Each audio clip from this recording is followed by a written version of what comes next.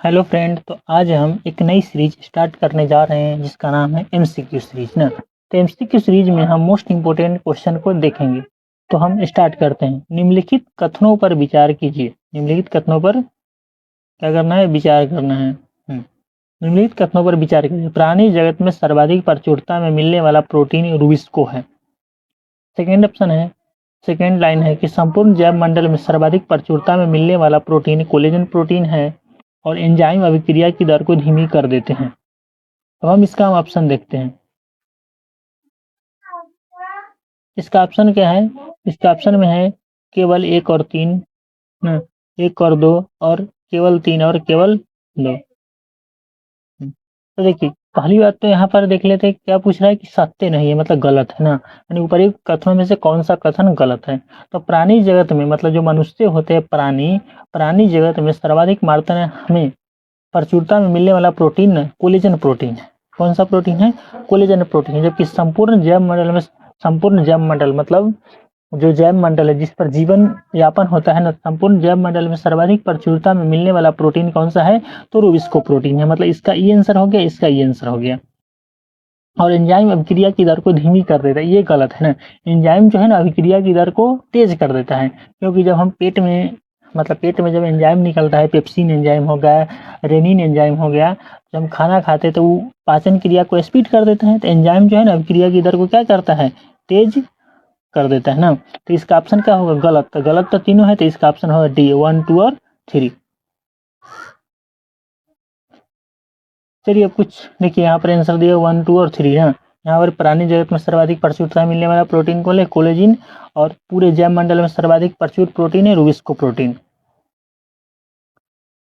संपूर्ण जैव मंडल में सर्वाधिक मिलने वाला प्रोटीन, चलिए ये सब तो हम देख ही लिए ऊपर में। अब यहाँ कुछ हम कोलेजिन प्रोटीन के बारे में जान लेते हैं। देखिए, आप लोग पढ़े होंगे उत्तक में एपिथेलियमी उत्तक होता है, उसी तरह का होता है एरिगोलर उत्तक ना। एरिगोलर उत्तक 4 प्रकार के, एरिगोलर कनेक्टिव टिश्यू।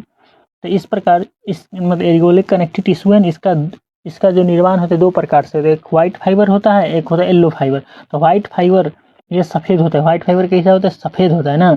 और यह कोलेजिन प्रोटीन का बना होता है। जो कोलेजिन प्रोटीन पढ़े थे, मतलब मानव शरीर में सर्वाधिक मात्रा में कौन सा प्रोटीन पाया जाता है? तो कोलेजिन प्रोटीन।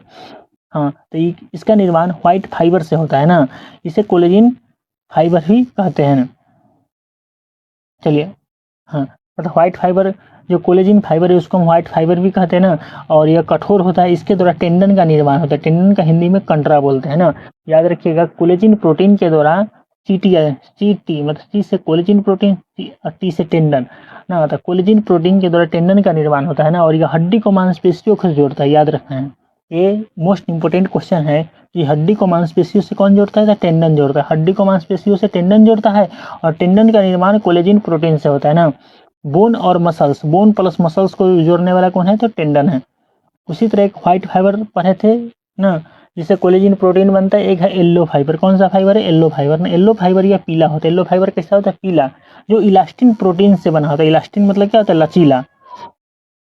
तो इलास्टिन प्रोटीन इससे बना होता है, तो येलो फाइबर से ना, इसीलिए इसे इलास्टिन फाइबर भी कहते हैं। यह लचीला होता है ना। इलास्टिन मतलब लचीला, तो यह लचीला होता है। इसके द्वारा लिगामेंट का निर्माण होता है। इलास्टिन के द्वारा इसका निर्माण होता है? लिगामेंट का निर्माण होता है। और लिगामेंट हड्डियों को हड्डियों से जोड़ने का काम करता है। लिगामेंट क्या चीज़ है? तो हड्डियों को हड्डियों से जोड़ने का काम करता है। बोन और बोन मतलब बीबी लिगामेंट, बोन को जोड़ेंगे तो लिगामेंट का निर्माण होगा ना। मसल्स और एक मतलब हॉट पॉइंट के रूप में जान लीजिए कि मसल्स प्लस मसल्स जोड़ने वाला होता है, उसको सिलेक्सर बोलते हैं। क्या बोलते हैं? सिलेक्सर बोलते हैं। क्या बोलते हैं? सिलेक्सर। चलिए अब नेक्स्ट क्वेश्चन को देखते हैं। निम्नलिखित निम्नलिखित में कौन रक्त के थक्का जमाने में मदद करता है ना? ऑप्शन है लिम्फोसाइट, मोनोसाइट, एरिथ्रोसाइट, रक्त प्लेनेट ना। रक्त प्लेनेट, इसको हम थ्रोम्बोसाइट बोल सकते हैं। और प्रयास नहीं किया गया है, तो प्रयास तो हमको करना ही है। तो पहला होगा रक्त के थक्का जमाने में मदद करता है। तो देखिए, लिम्फोसाइट और मोनोसाइट, लिम्फोसाइट मोनोसाइट, तो ये डब्ल्यूबीसी का हो गया ना। तो ये प्रतिरक्षा तंत्र के रूप में काम करता है। एरिथ्रोसाइट ये क्या हो गया? आरबीसी, तो ये तो ऑक्सीजन का परिवहन करता है ना। क्या? और रक्त इससे इसको मतलब थ्रोम्बोसाइट, थ्रोम्बोसाइट ही जो है ना रक्त के थक्का बनाने में क्या करता है? मदद करता है। तो इसका आंसर क्या हो जाएगा? Option number D. इसका आंसर क्या हो जाएगा? Option number D. अब हम कुछ रक्त के बारे में हम कुछ जान लेते हैं। ब्लड को हम एक तरल संयोजी ऊतक कहते हैं ना, जैसे हड्डी हो गया क्या ठोस संयोजी ऊतक ना, सॉलिड कनेक्टिव टिश्यू, जबकि ब्लड हो गया लिक्विड कनेक्टिव टिश्यू। मेल में 5 से 6 लीटर होता है, जबकि फीमेल में 4 से 5 लीटर होता है ना, मेल में ज़्यादा होता है। और ब्लड का कलर रेड होता है, आरबीसी के कारण होता है ना। टेस्ट साल्टी होता है NaCl के कारण। इसका मतलब शुद्ध ब्लड का पीएच मान होता है 7.4। शुद्ध ब्लड का पीएच मान कितना होता है 7.4, और अशुद्ध ब्लड का पीएच मान होता है 7.3। ब्लड में दो तरह की चीज पाया जाता है, एक होता है सॉलिड ना, सॉलिड जो सेल के रूप में पाया जाता है ना, एक लिक्विड जो प्लाज्मा के रूप में पाया जाता है ना। सेल जो ठोस होता है मतलब आरबीसी, डब्ल्यूबीसी और प्लेटलेट्स 45% रहता है, और प्लाज्मा 55% रहता है जो लिक्विड में रहता है। प्लाज्मा इसमें निम्नलिखित घटक होते हैं, वाटर 90% होता है, प्रोटीन 7 से 8% होता है ना। प्लाज्मा में वाटर 90% और प्रोटीन 7 से 8%। इसी प्रोटीन में एल्बुमिन, ग्लोबुलिन, फाइब्रोनोजिन और प्रोथ्रोबिन होता है ना, और अदर 2% होते हैं।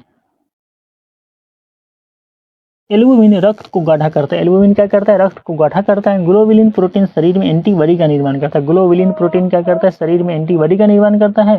फाइब्रोनोजिन और प्रोथ्रोबिन रक्त को जमने में मदद करता है, इसीलिए इसे ब्लड क्लोटिंग प्रोटीन कहा जाता है। फाइब्रोनोजिन तथा प्रोथ्रोबिन रक्त को जमने में मदद करता है, इसीलिए इसे ब्लड क्लोटिंग प्रोटीन कहा जाता है। और जिससे ब्लड क्लोटिंग के रूप में ना विटामिन के और कैल्शियम इसका भी यूज होता है। तो याद रखना है, रक्त को गाढ़ा करता है एल्बुमिन, रक्त को गाढ़ा करता है एल्बुमिन, शरीर में एंटीबॉडी का निर्माण करता है ग्लोबुलिन प्रोटीन, और रक्त को जमने में मदद करता है फाइब्रोनोजिन और प्रोथ्रोबिन। अब नेक्स्ट क्वेश्चन को देखते हैं। ज़्यादा क्वेश्चन नहीं है, 5 ही क्वेश्चन है आज, फिर अगले क्लास में हम ज़्यादा क्वेश्चन देखेंगे। कार्बनिक पदार्थों में से प्रकृति में सर्वाधिक प्रचुर मात्रा में सुक्रोज पाया जाता है। बताया कार्बनिक पदार्थों में प्रकृति में सर्वाधिक मात्रा में सुक्रोज पाया जाता है। उसका का नियंत्रण कक्ष या मस्तिष्क जीव द्रव्य को कहा जाता है। उपरोक्त में से कौन से कथन सही है, मतलब इसको सही पूछ रहा है। केवल एक, केवल दो, एक और दो, न तो एक नहीं दो, प्रयास नहीं किया गया। हमको तो प्रयास करना ही है। तो कार्बनिक पदार्थों में प्रकृति में सर्वाधिक मात्रा में सुक्रोज नहीं पाया जाता है, इस सेलुलोज पाया जाता है। क्या पाया जाता है,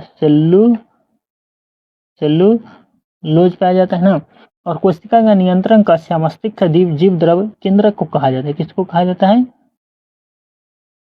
केंद्रक को कहा जाता है। तो सही बोलता है, तो सही ना, तो ना तो ना, ये भी सही नहीं है, ये भी सही, तो इसका आंसर क्या हो जाए, ना तो ए और नहीं डी। अब चलिए, अब हम वहां पर क्या सुक्रोज पढ़े थे ना, मतलब जो गलत होता है, सुक्रोज जो है ना ग्लूकोज और फ्रक्टोज के मिलने से बनता है ना। ग्लूकोज प्लस फ्रुक्टोज के मिलने से क्या बनता है, सुक्रोज। इसको हम केन शुगर या टेबल संकरा भी कहते हैं। सुक्रोज को हम केन शुगर, टेबल संकरा भी कहते हैं। गन्ने के रस में पाया जाता है, इसीलिए इसकी केन शुगर भी कहते हैं ना। चीनी आप जानते हैं ना, जो घर में रहता है ना, उसी उसी को हम सुक्रोज कहते हैं। चीनी का फार्मूला क्या होता है, C11H22O11।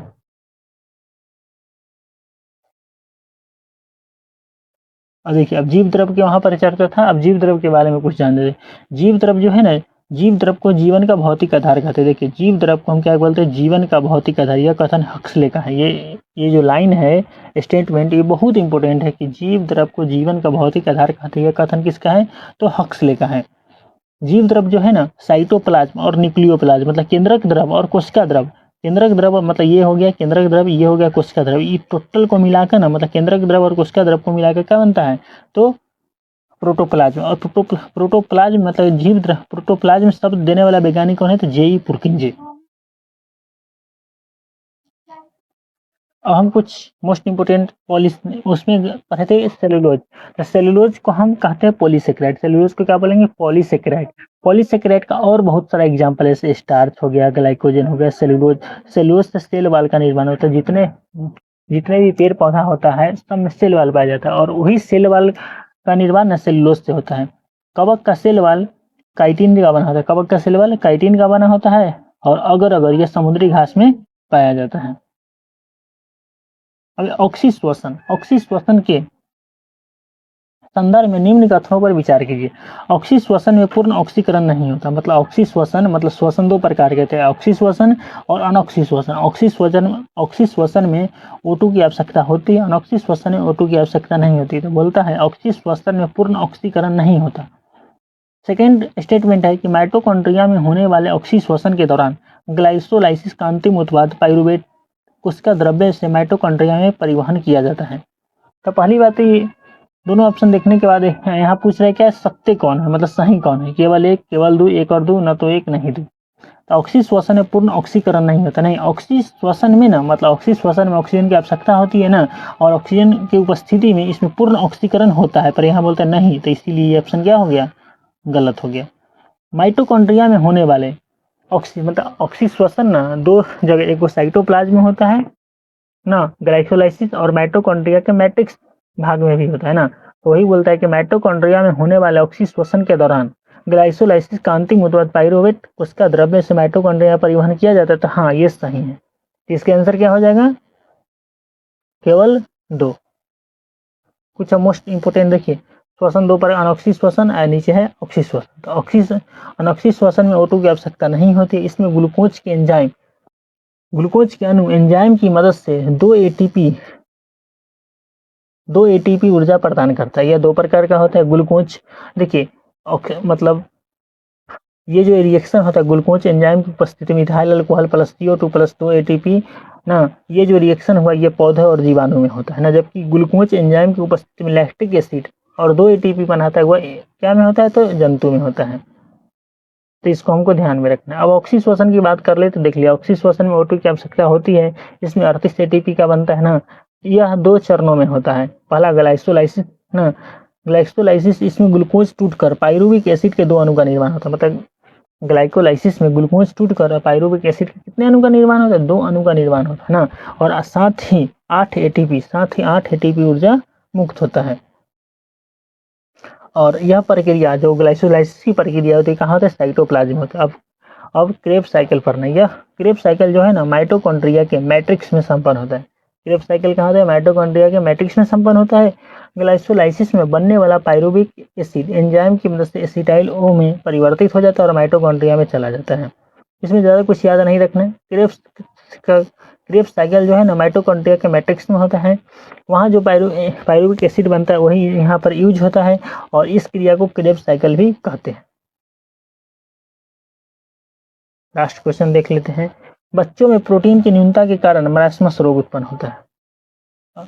कथन एक कार्यशील महिला को प्रतिदिन 45 ग्राम प्रोटीन लेना चाहिए।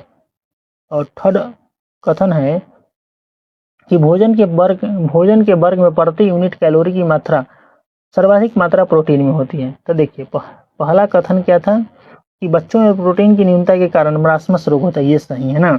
मतलब बच्चों में प्रोटीन की कमी के कारण मरासमस रोग होता है ना, जबकि बुजुर्ग में, मतलब बूढ़े लोग होते हैं ना, उसमें क्या होता है, क्वास्टिकोर, मतलब बुजुर्ग में प्रोटीन की कमी के कारण क्वास्टिकोर होता है ना। और एक कार्यशील महिला को प्रतिदिन कितना ग्राम प्रोटीन चाहिए, तो 45 ग्राम प्रोटीन चाहिए। थर्ड कथन है कि भोजन के वर्ग में प्रति यूनिट कैलोरी की सर्वाधिक मात्रा प्रोटीन में होती है। देखिए अगर हम बात करें तो मतलब एनर्जी में, मतलब सबसे ज़्यादा कैलोरी ऊर्जा ना किस में होता है, तो फैट में होता है, वसा में कितना होता है, तो 9.1 होता है ना। उसी तरह प्रोटीन में कितना होता है, तो 4.1 होता है, प्रोटीन में 4.1 होता है ना। और एक और क्या होता है, ग्लूकोज, कार्बोहाइड्रेट ना, कार्बोहाइड्रेट में भी क्या होता है, तो 4.1 होता है। पर इसमें क्या आंसर होना चाहिए, वसा। पर यहाँ क्या कहता है, प्रति यूनिट कैलोरी, प्रति मतलब प्रति परसेंटेज के अनुसार सबसे ज़्यादा कैलोरी किस में होता है, तो प्रोटीन में होता है। तो इसका आंसर क्या हो जाएगा, सभी तीनों। चलिए अब कुछ इसके इम्पोर्टेंट पॉइंट देख लेते हैं। बच्चों में प्रोटीन की न्यूनता का मरासमस रोग होता है ना, वहीं क्वास्टिकोर मुख्य रूप से प्रोटीन की कमी कारण कहाँ होता है, बुजुर्ग में हो जाता है।